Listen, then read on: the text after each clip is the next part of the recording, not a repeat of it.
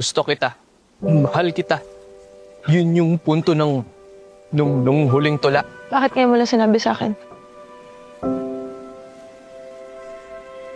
Ako si Fidel, the composer, musikero.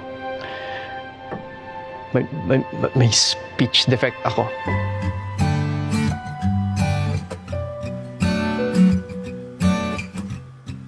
Dahil love ka na ba dati? Oo naman. Di try mo dun humugot.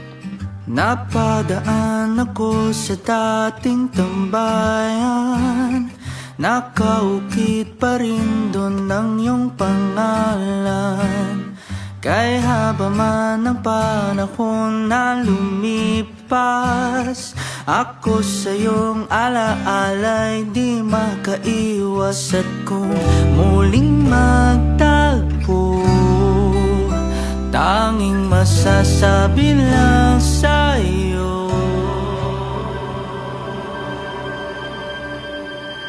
kumusta na?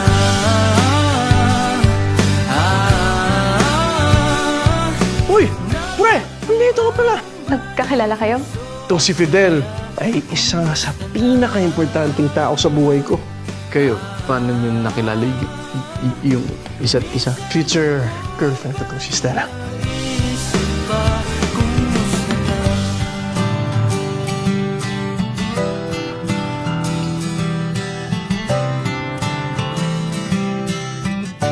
Ito si Miss Stella. Gusto daw niyang kunin itong ating baleganaka. Yun lang ba? Sana nag-email ka na lang. Ayaw mag-catch up tayo. Ngayon lang tayo nagkita after all these years.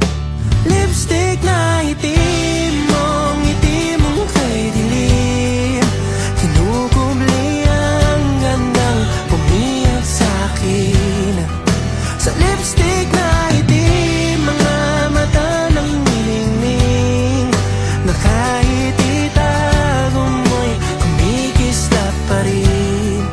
Sa lipstick na itim. Eh bakit naman kasi? Ayaw mo nga mahiling kay Stella. Ikaw ang sumulat mong kanta. Call Stella. Alam mo kung ano ang fair, ha? Dapat di ka na pumayag na ligawan kita eh. Ayaw ko na magmahal ulit kasi ayaw ko na masaktan.